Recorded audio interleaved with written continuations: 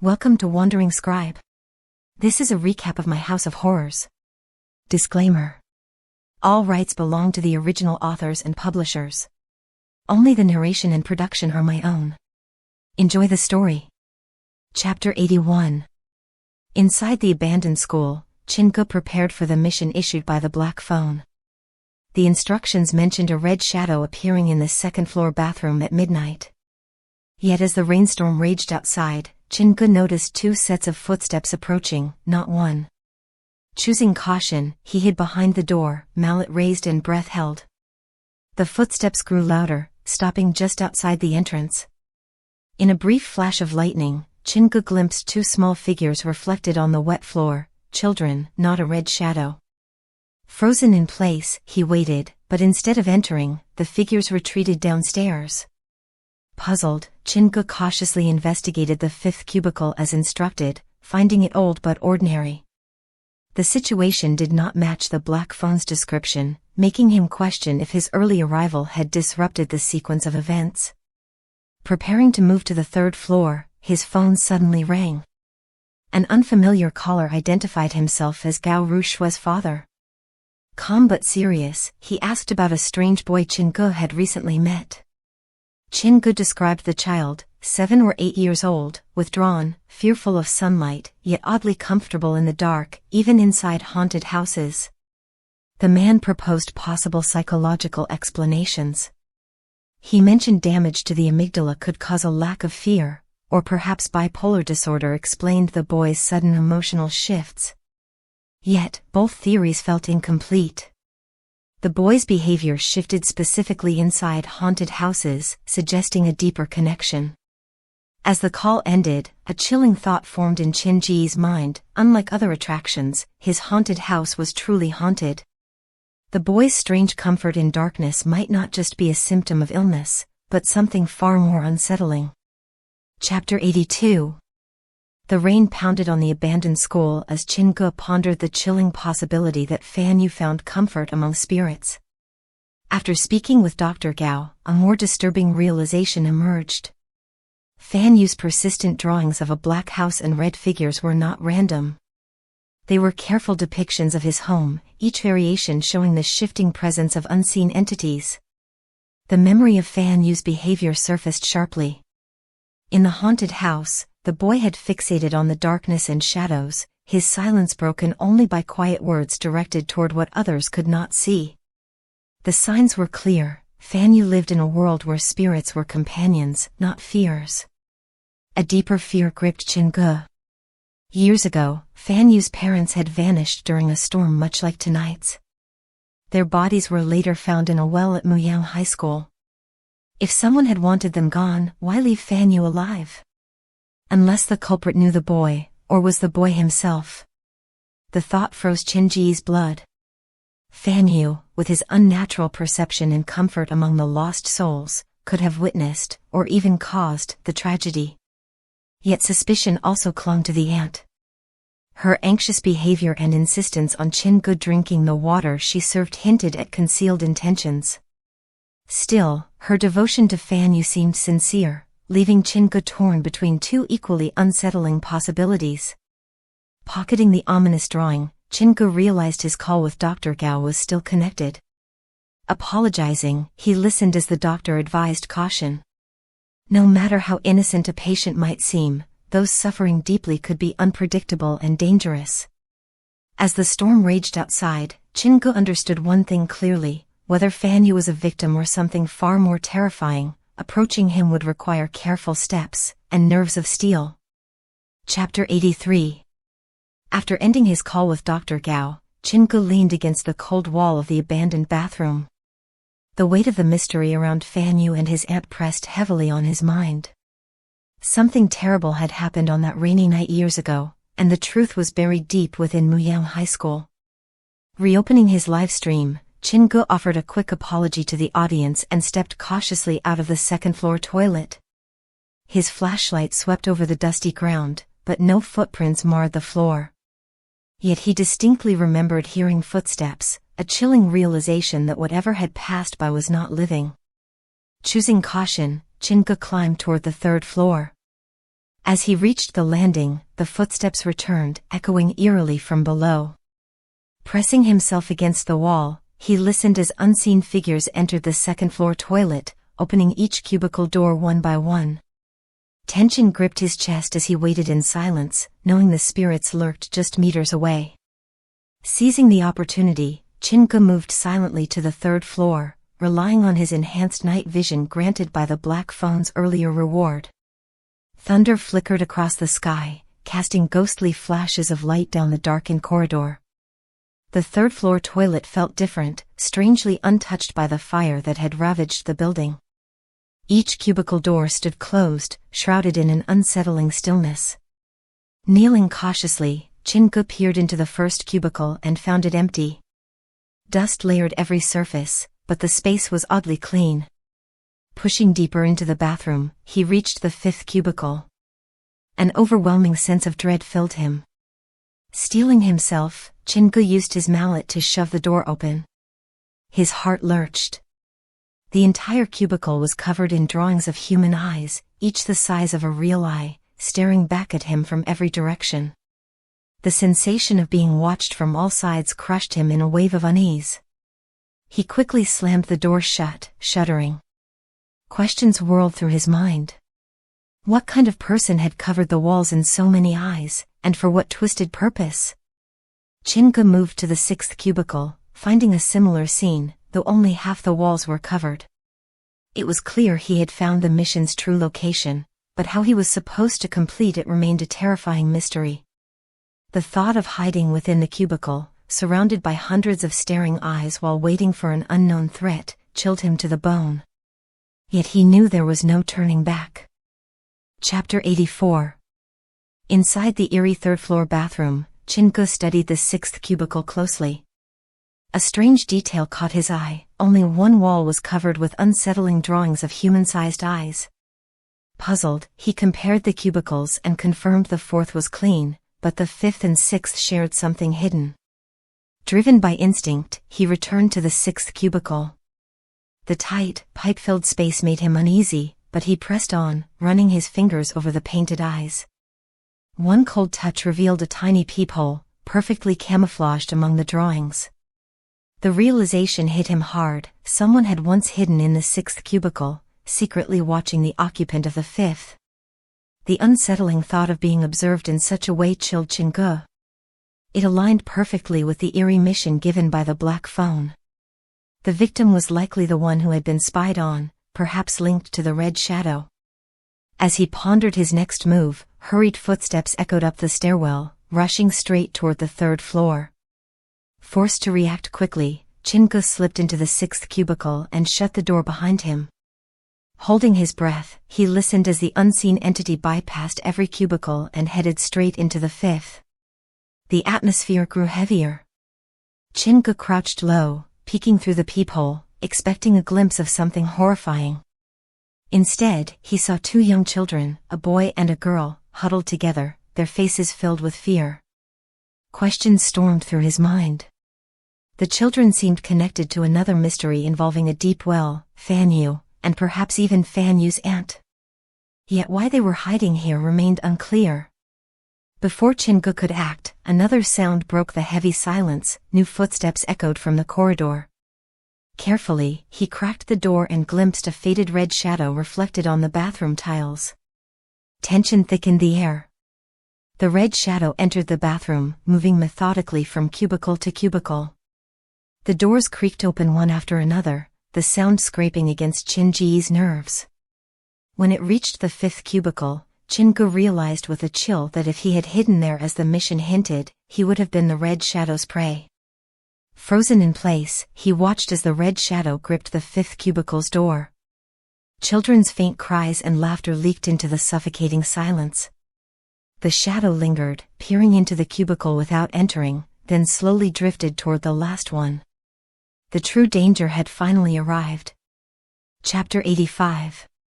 Inside the narrow cubicle, Chen Ge watched the red shadow pause directly before him, only a thin partition separating them.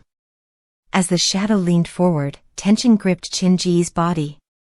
When the door creaked open, he struck decisively, swinging his mallet and kicking the door outward with force. The decrepit wood broke free, slamming into the red shadow. Blindsided, the entity blurred and fled into the dark hallway. Chen Ge steadied his breath, gripping his mallet tighter. The mission was far from over. Soft, muffled sobs seeped from the fifth cubicle. He approached swiftly, startling the two children inside. Their small hands clutched each other in terror, their faces pale as they scrambled out of the bathroom. Knowing they were key to the mystery, Chen Ge pursued them through the abandoned school. The chase led him into the nearby office building, where the air felt cleaner, untouched by the fire that had ravaged other parts of Muyang High School. The children vanished upon reaching the second floor. Searching the rooms, Chen Ge entered a modest office marked by a fallen plaque, Mathematics. Inside, dust and time clung to the furniture. A forgotten school bag, small and adorned with cartoons, caught his eye inside a desk drawer. Curious, he opened it to find a coloring book and crayons, though notably missing were the colors red and black. Flipping through the pages, Chen Ge's heart grew heavy. Each drawing depicted a black house with two red human shapes shifting through the scenes, an eerie mirror of Fan Yu's earlier sketches. These were not new drawings. The rotten webs suggested they had been abandoned long before the school's closure. Fan Yu had been seeing these entities for years. The deeper truth unraveled: Fan Yu's special sight, the presence of the two spirits, and the aunt's overprotectiveness were all connected. The children, likely the aunt's own lost family, had been silently living with Fan Yu under the same roof. Determined to uncover more, Chen Ge scoured the room further. Tucked inside an old book, he found chilling notes threatening Fan Yu's father. They accused him of a misdeed in the sixth cubicle of the girls' bathroom, demanding an apology and his departure. If he refused, the ominous promise hinted he would remain at the school forever. Questions spiraled. What had Fan Yu's father truly done to earn the community's wrath? Why had his past been buried so deep beneath these forgotten halls? The night stretched on, and so did the darkness surrounding the truth. Chapter 86. The truth weighed heavily on Chen Ge as he pieced together the notes left behind. They revealed a hidden side of Fan Yu's father, exposing a dark secret tied to the sixth cubicle. Written in 3 distinct handwritings, the notes demanded a public apology and threatened consequences if he refused. Yet the demands felt juvenile, a strange contrast to the severity of the accusation. Fan Yu's father had preserved the notes, likely hoping to trace the writers through their handwriting. However, his search ended in failure. The warning ultimately came true, and he vanished without a trace. Chen Ge recognized a deeper mystery. 3 students, able to uncover a secret and evade discovery, hinted at something unnatural. The mention of a girl they sought justice for offered a sliver of hope for solving the enigma. After carefully recording everything with his camera, Chen Ge returned the book and stepped away from the dusty office. The night pressed on. Chen Ge scoured the rain-soaked school grounds, searching for the well linked to the Black Phone's mission, but the elusive landmark remained hidden. Rain drenched his clothes, and weariness gnawed at his resolve.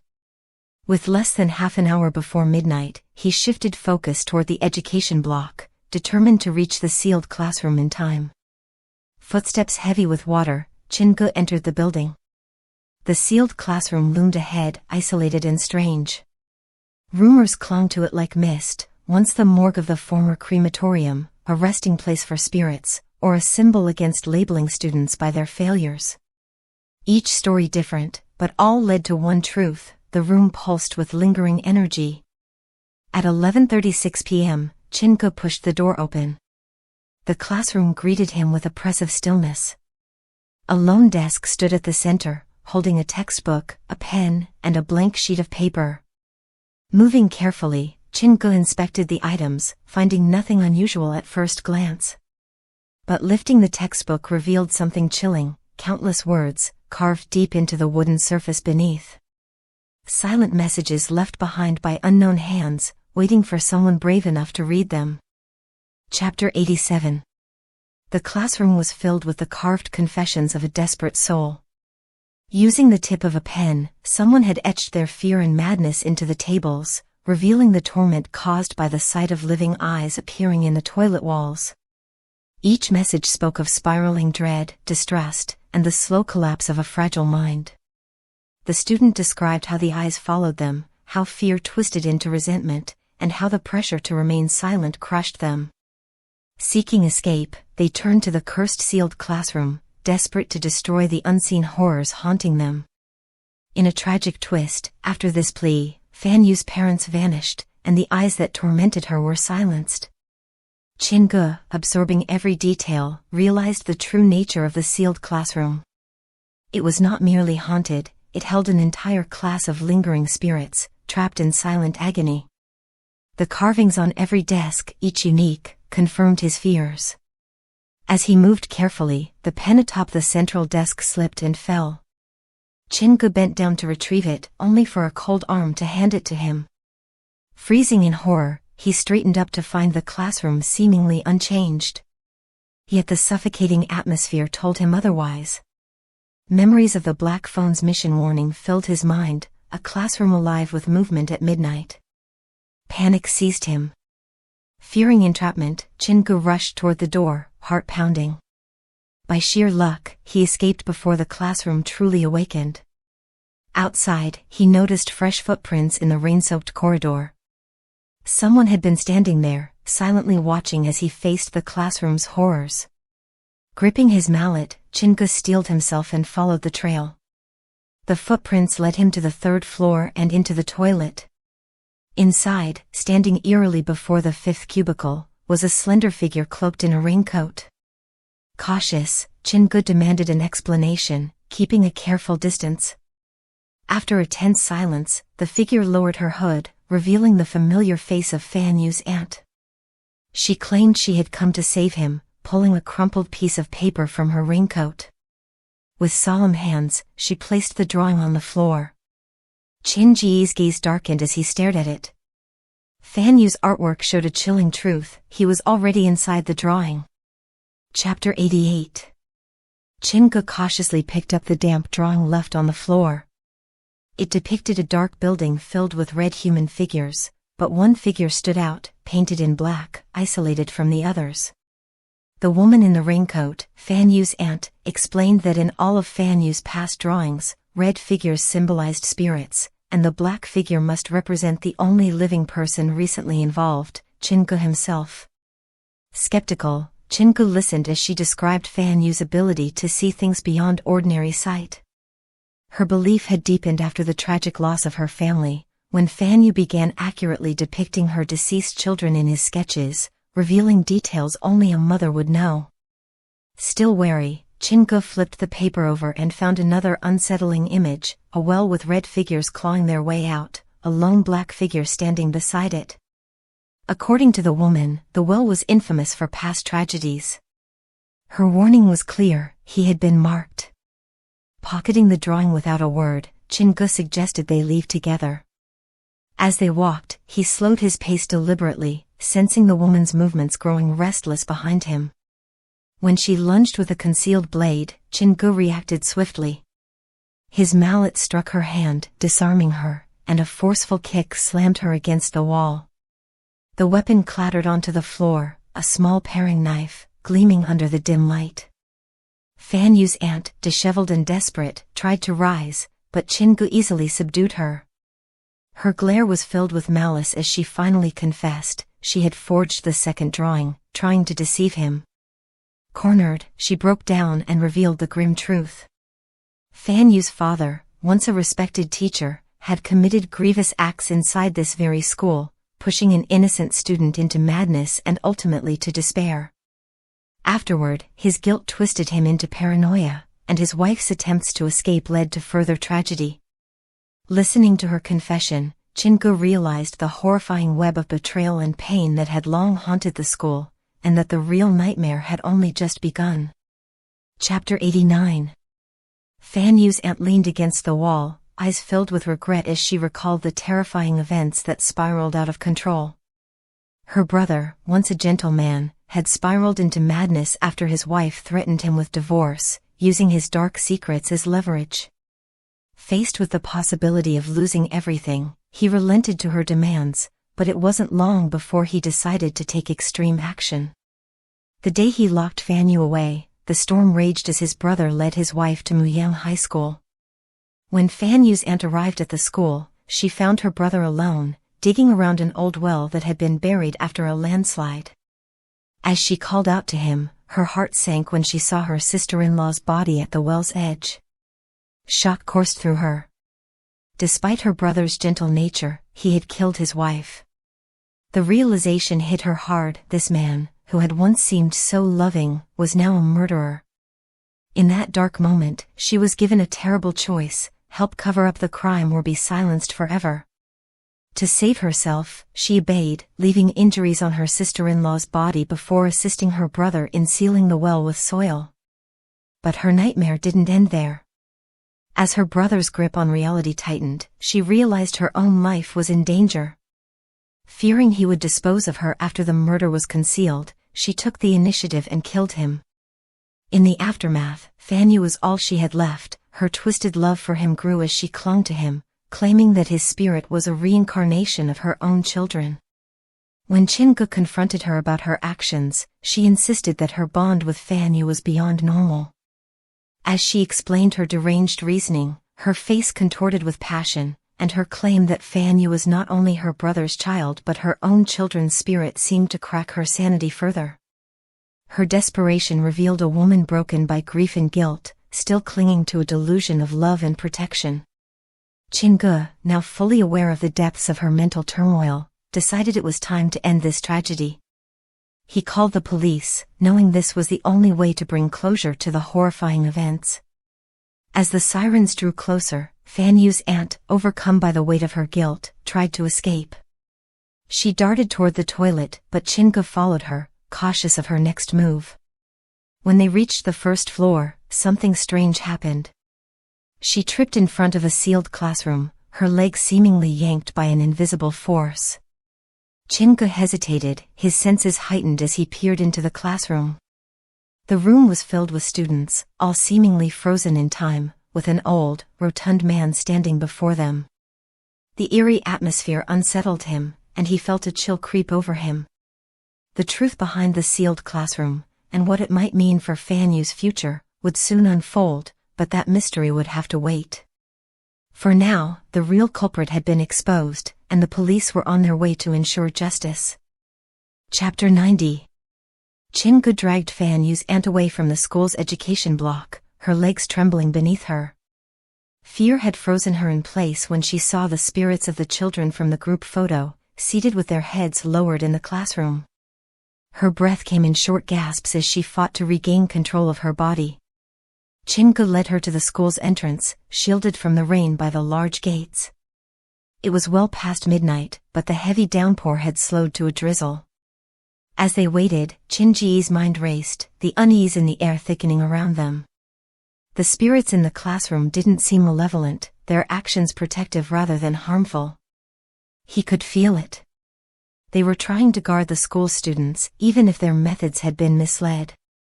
At around 1 a.m., a group of people emerged from the forest, drenched in raincoats.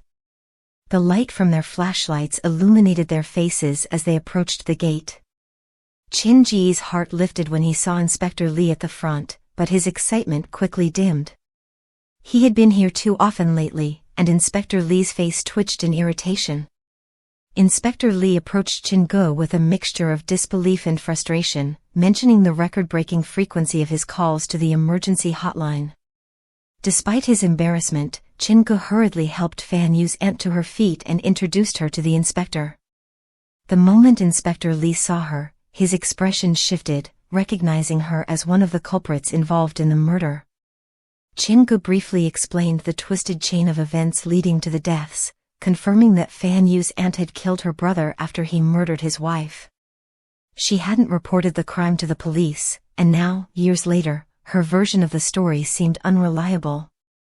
The police team followed Fan Yu's aunt to a small hill behind the school. The bodies had been dumped in a well, which had been completely buried after a landslide. Chen Ge knew time was running out. If they didn't act quickly, the case would be jeopardized. Inspector Li swiftly arranged for the scene to be sealed, and by 2:15 a.m., a team arrived to begin digging. Chen Ge, feeling the pressure of his final mission, grabbed a shovel and joined the effort, his determination palpable. As the night wore on, the well was finally uncovered at 3 a.m., and by 4:30 a.m., the bodies were retrieved. With the bodies in hand, Chen Ge's black phone vibrated. The mission had been completed, and a new scenario unlocked. The phone displayed a message, revealing the successful completion of the Muyang High School trial mission, as well as a new, cryptic item, the cursed ballpoint pen. Chapter 91. After completing the Muyang High School trial mission, Chen Ge felt a wave of relief. The mission, with its 2-star scream factor, turned out to be easier than he expected. The spirits inside Muyang High School, unlike what he had anticipated, held no malicious intent. The pen spirit, despite its rumored powers, seemed unhelpful and indifferent, providing no real answers. The most challenging tasks were dealing with the sealed classroom and locating the deep well, but with the help of the police, Chen Ge had managed to succeed. As the rain finally ceased, the officers praised Chen Ge's contribution. After giving his testimony, they drove him home. In the car, the officers were exhausted from the long night's work, and the ride remained quiet. Chen Ge arrived at New Century Park just as the first light of dawn began to break. He could feel an unsettling cold that lingered, likely from his exposure to the spirits. As he lay in bed, sleep eluded him. His phone vibrated with multiple messages, mostly from He-san, checking on his safety, and a message from Dr. Gao advising Chen Ge to keep an eye on the people in Fan Yu's life. Chen Ge, still processing the events, opened his video sharing app to check on his live stream statistics. To his surprise, his followers had surged to nearly 39,000, a far cry from the less than 10,000 he had before the stream. He had been so focused on the mission that he didn't realize the stream had been running unattended. As Chen Ge puzzled over this sudden increase, He-san's call came through. He explained that during the live stream, a thread had emerged accusing the popular streamer Qin Guang of plagiarism, with many viewers pointing out that Qin Guang had copied Chen Ge's content. The scandal, combined with the chaos in Qin Guang's stream, had driven thousands of viewers to Chen Ge's channel, boosting his popularity. While many viewers sent him support, others criticized him, though Chen Ge remained unaffected. After hanging up, Chen Ge noticed a threatening message from a familiar user on the app, but he blocked the account without hesitation. He then opened his black phone to find a new notification. The message revealed that the Muyang High School scenario was now part of a 4-star space, twice the size of a normal scenario. Chen Ge's curiosity grew. The scenario had expanded, and he couldn't help but wonder if the entire Muyang High School had been moved into this new space. Without wasting any time, Chen Ge rushed to the first floor of his haunted house. He peeled back the wooden boards and gazed into the newly transformed underground parking lot. The charred stairs, dark corridors, and eerie classrooms filled with unfinished test papers gave the space a disturbing atmosphere. Shadows flitted between upturned tables, signaling that the new scenario would be more dangerous and mysterious than ever. Chapter 92. Chen Ge stepped into the newly expanded Muyang High School scenario, his eyes widening at the sheer size and eerie atmosphere that filled the space. The layout, though familiar, was rearranged to bring everything closer together. As he walked down the dimly lit corridor, a cold draft brushed against the back of his neck, sending an unsettling chill through him. Each classroom, each office, every detail of the school was replicated meticulously, too meticulously. The first few classrooms were unsettling but bearable. However, when Chen Ge reached the sealed classroom at the end of the hall, his skin prickled with fear. The classroom was eerily similar to the one at Muyang High School, except for the unsettling sight of school uniforms sitting on every chair. These uniforms matched those in a group photo Chen Ge had seen, but in this room, they were all facing him. Chen Ge stood frozen, trying to understand the meaning behind it. 24 uniforms, 24 spirits, perhaps? He shook off the thought and left the room, uneasy, but determined to continue his investigation. At the end of the corridor, Chen Ge found the bathroom and then came to a junction. The right path led to a female dormitory. As he ventured deeper into this maze-like space, he marveled at the complexity of this two-star scenario. He stepped into a room, finding a scene designed like a crime scene, with chairs lined up and a damaged ballpoint pen placed on one of them. Chen Ge carefully picked it up, recognizing it as the hidden item for this scenario.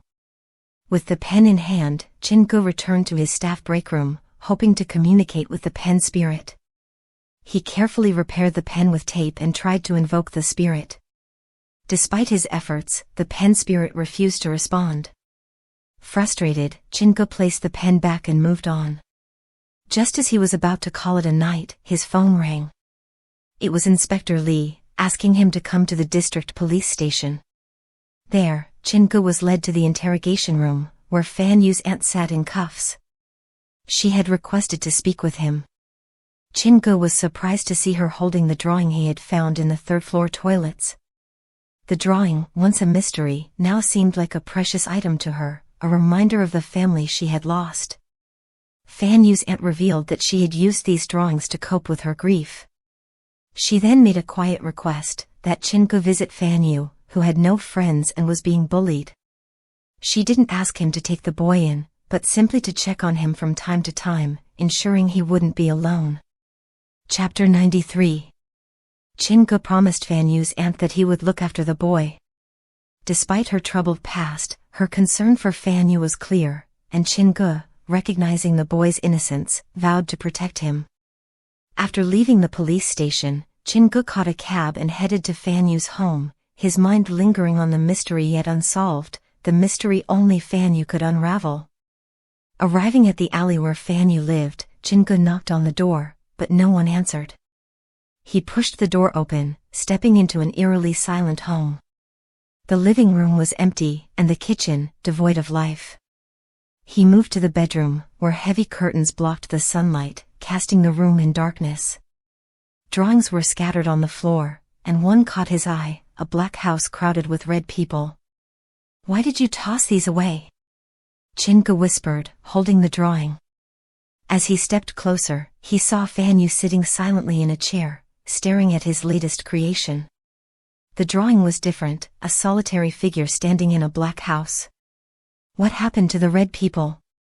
Chen Ge thought aloud, but Fan Yu turned to him and, in a soft voice, answered that they had found a new home. The connection between Fan Yu and the spirits inside his haunted house was beginning to make sense. Fan Yu handed Chen Ge a small box containing 24 school name tags and a photo of 24 students, all facing away from the camera. The mystery of the sealed classroom was now clearer. These were the names that belonged to the spirits. Before Chen Ge could process everything, the sound of footsteps approached. 2 workers from Jiujiang Children's Home arrived, their eyes suspicious as they noticed Chen Ge. The woman explained they were here to take Fan Yu for a checkup and to follow up on his future documentation. As they tried to approach Fan Yu, the boy panicked, clutching his drawing and attempting to escape. The workers quickly restrained him, but not before Chen Ge intervened, urging them to let the boy go. Fan Yu, released, stood still, his grip tight on the drawing. Chen Ge, unable to shake the questions in his mind, squatted down and asked, "Why didn't you speak up? You saw everything." Fan Yu remained silent, then flashed an innocent smile, a smile that unnerved Chen Ge more than any answer could. Watching Fan Yu leave with the workers, Chen Ge clutched the box of name tags and the photograph. There was more to this boy than anyone realized. When Chen Ge returned to New Century Park, the sun had broken through the clouds. The bustling park seemed at peace, but as he approached his haunted house, he noticed a crowd blocking the entrance. They weren't there to buy tickets.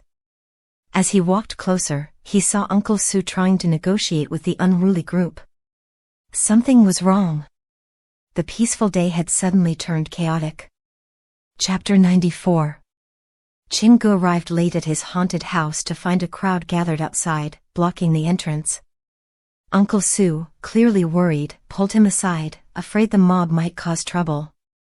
The tension was palpable, but when the crowd realized Chen Ge had been involved in a murder case, their aggression faltered.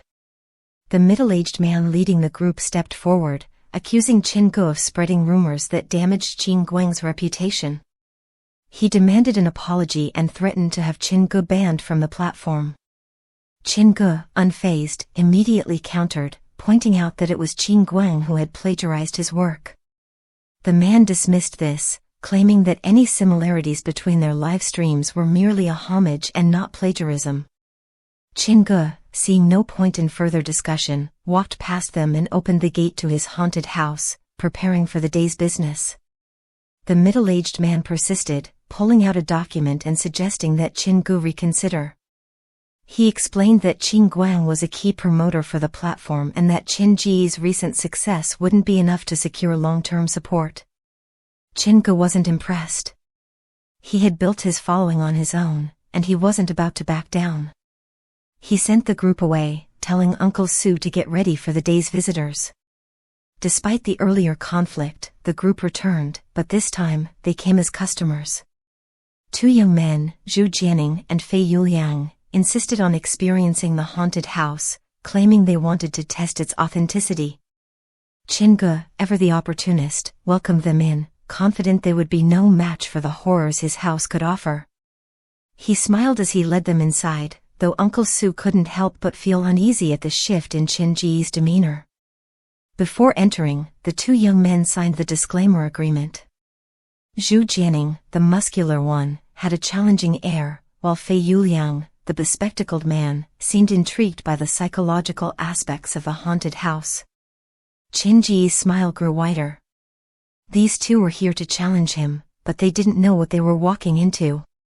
Uncle Su, still uneasy, pulled Chen Ge aside, warning him not to go too far with these visitors. But Chen Ge was determined to make the most of the situation. With a confident gesture, he led them into the darkness, ready to show them just how real his haunted house could be. Chapter 95. Inside the haunted house, Chen Ge stood before Zhu Jianing and Fei Yuliang, carefully inspecting their signed disclaimers. He reminded them, no photos, no filming, and that 4 unique scenarios awaited: sealed classroom, 5th cubicle, pen spirit, and deep well. The clues to their exit were hidden within. Confident and dismissive, the two young men barely listened, underestimating the experience that awaited. Without wasting another word, Chen Ge guided them through the fated Night of the Living Dead set, its dust-laden mannequins and peeling walls setting a neglected tone. A hidden entrance led them underground, where the real experience began. The moment they descended into the Muyang High School scenario, a cold draft brushed against their skin. Cracked classroom doors lined the dark, narrow corridor, creaking with every whisper of wind. Above them, darkness loomed like a waiting storm. Chen Ge closed the hidden entrance behind them, out of habit reminding them to call for help if needed, forgetting there were no cameras installed within. Left alone, Zhu Jianing and Fei Yuliang wasted no time. From their backpacks, they retrieved hidden cameras, pinning them onto their clothes. Their plan was simple: record the entire haunted house, expose its secrets, and tarnish Chen Ge's reputation. As they moved deeper, the chilling atmosphere grew heavier. The faint scent of old smoke lingered, a ghost of some forgotten fire. Each step echoed too loudly, and unseen eyes seemed to watch their every move from shadowed corners. Though they mocked the haunted setting, their pace slowed unconsciously. A classroom door ahead drew their attention. Unlike the others, this room radiated an unnatural stillness. Peering through the window, they saw it filled with dark school uniforms, each one slumped over a chair as if invisible students still sat within. Nervousness pricked at Zhu Jianing's nerves, but Fei Yuliang's bravado pushed them forward. They rationalized the eerie details, dismissing them as clever set design. Yet, the door, heavy and old, creaked open on its own, as if inviting them in. The empty classroom yawned before them, silent and waiting. Though no actor could be seen, an oppressive feeling of being surrounded pressed in. Sweat beaded on their brows, and their earlier confidence drained away with each reluctant step inside. Unseen by the intruders, deep within the haunted house, something had awakened. Chapter 96. Fei Yuliang and Zhu Jianing stepped into the sealed classroom, the air thick and heavy, pressing against their chests. Shadows pulled at the corners, and the stale scent of decay clung to the uniforms draped over abandoned desks. Despite the suffocating atmosphere, the two pushed deeper into the room, determined to record the haunted house's secrets. Zhu Jianning's unease worsened when he brushed against a uniform, sending it to the floor. Distracted, he moved toward the back door but stopped abruptly, confused. The uniform had somehow returned to its original place. Doubt gnawed at him as he retraced his steps, lifting the uniform and revealing a rotten, fishy odor clinging to the fabric. Kneeling by a desk, Zhu Jianning tugged open a drawer, uncovering a pile of old textbooks and tests. As he reached inside, two round eyes peered out from the shadows, freezing him in terror. He stumbled backward, knocking over desks with a loud crash. Fei Yuliang hurried over, brushing aside the papers, finding nothing unusual. Though he scoffed at his companion's fear, an uneasy feeling slithered up his spine. Without speaking further, they abandoned the chaotic room, but as they fled, Zhu Jianning caught sight of the classroom door creaking open by itself once more. Panic took hold. They rushed down the endless corridor, bypassing the eerie restroom. The darkness around them thickened, the silence so absolute it seemed to hum. Fear clung to them like a second skin. At the first branching hallway, they hesitated. No actors had appeared, yet the unshakable sense of dread only grew. It was unlike any haunted house Fei Yuliang had ever experienced. The fear was primal, heavy, and unseen. Choosing a narrow corridor, they pressed onward toward the female dormitory. The front rooms were empty, allowing their heartbeats to settle slightly. But their brief calm shattered when they entered a preserved bedroom, where the setup for a pen spirit game awaited, for chairs, sheets of white paper, and a taped ballpoint pen, waiting ominously in the gloom. Chapter 97. The female dormitory felt markedly different. Fei Yuliang and Zhu Jianning entered cautiously, noticing the eerie setting, for chairs lined up with white papers and a taped ballpoint pen resting atop them. The air was heavy, colder than before. Fei Yuliang examined a sheet where ominous questions were scrawled about fate and death. Suppressing their unease, they understood they had to complete all 4 scenarios to find the exit clues, and this pen spirit game was unavoidable. After searching the small bedroom and finding nothing hidden, Fei Yuliang decided to initiate the ritual. He straightened the pen over a blank sheet and had Zhu Jianning cross his fingers over his. Their hands hovered in the chilly air as Fei Yuliang softly recited the invitation for the pen spirit. The door creaked open slowly under an invisible force. Cold air slithered into the room, fluttering the papers scattered on the ground. Darkness seemed to thicken as the old bedsheets rustled as if something stirred underneath.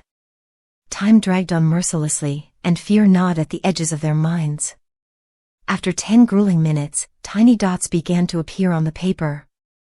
The pen shifted slightly, sending a jolt of terror through their rigid arms. Fei Yuliang tried to rationalize it, blaming psychological strain and environmental effects, but deep down, doubt seeped in. The pen moved again, stronger this time, sketching an unsteady circle. Both men stared in horror, realization dawning. Fighting panic, Fei Yuliang insisted they continue. Ending the game improperly could summon misfortune. Choosing safer questions, he attempted to steer the spirit away from darker topics. His voice barely a whisper, Fei Yuliang asked about his future spouse. The atmosphere thickened instantly. The wind died, replaced by a crushing pressure that bore down on their backs. Their hands trembled as the pen jerked violently across the paper, leaving behind a message in shaky letters. You will die. Terror rooted them in place, the oppressive silence of the room amplifying the dreadful weight of those words. Chapter 98. Fei Yuliang stared at the chilling words written by the pen, "You will die." Despite having asked a harmless question, the curse appeared. Quickly, he convinced himself it was just a trick by the haunted house boss to frighten visitors, believing the answer would have been the same no matter the question. His confidence slowly returned, but something felt off. Zhu Jianning, cold and trembling, stared in terror at the space behind Fei Yuliang. An invisible pressure grew heavier in the small, decayed bedroom. Fei Yuliang sensed it too, a chilling presence looming behind him. His instincts screamed at him to run, but fear rooted him in place. Suddenly, Zhu Jianing broke free and bolted from the room, abandoning Fei Yuliang. Left alone, Fei Yuliang found the pen glued to his hand. Against his will, it moved, scratching the same cursed words over and over, "You will die." Blood-red letters filled the paper. He struggled but could not move, feeling an icy grip tightening on his shoulders. Even as the pen shattered and fell from his hand, the unseen weight remained. His body refused to obey. Desperate, Fei Yuliang strained to turn his head. At first, he saw nothing behind him. But then, slowly lifting his eyes, he found her. Long black hair draped over a face bloated with rage, her lifeless eyes bulging, her form suspended just above him, a hanging woman pressing down on his shoulders. Fear shattered his mind. His glasses slid from his face, and without a word, Fei Yuliang collapsed.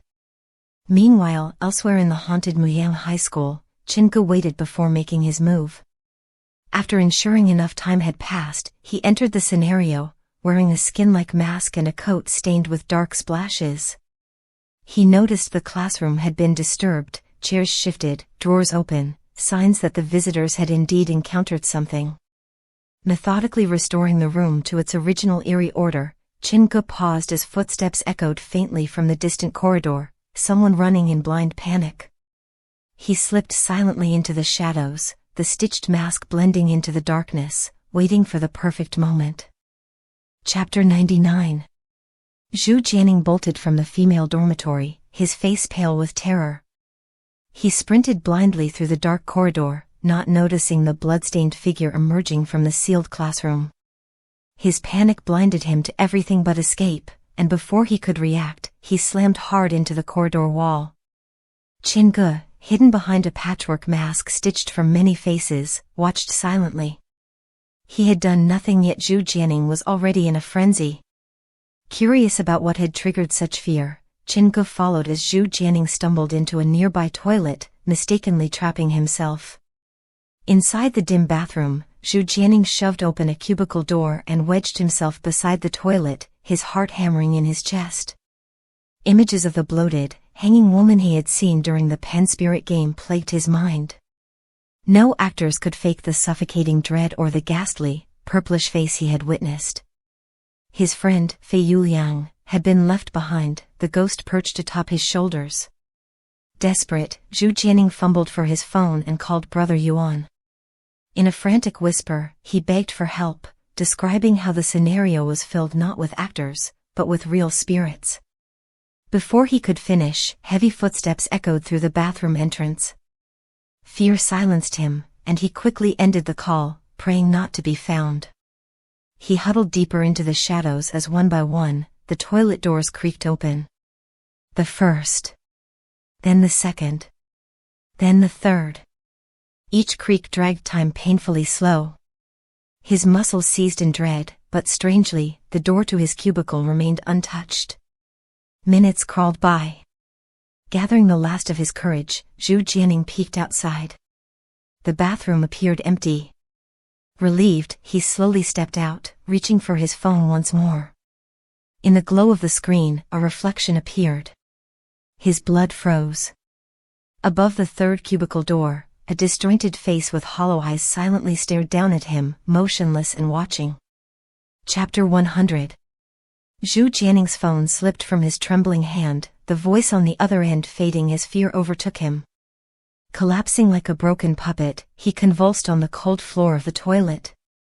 Watching from nearby, Chen Ge calmly removed his mask, slipping it into his pocket. His haunted house relied not on loud shocks, but on a creeping atmosphere that trapped fear inside the mind, an approach that had worked flawlessly on Zhu Jianing. Without hurry, Chen Ge collected the fallen phone, tucked it into Zhu Jianing's pocket, and dragged the unresponsive man out into the corridor. Checking his breathing and pressing his temples, Chen Ge waited until Zhu Jianing's glazed eyes slowly regained focus. Yet the man was too far gone to answer any questions.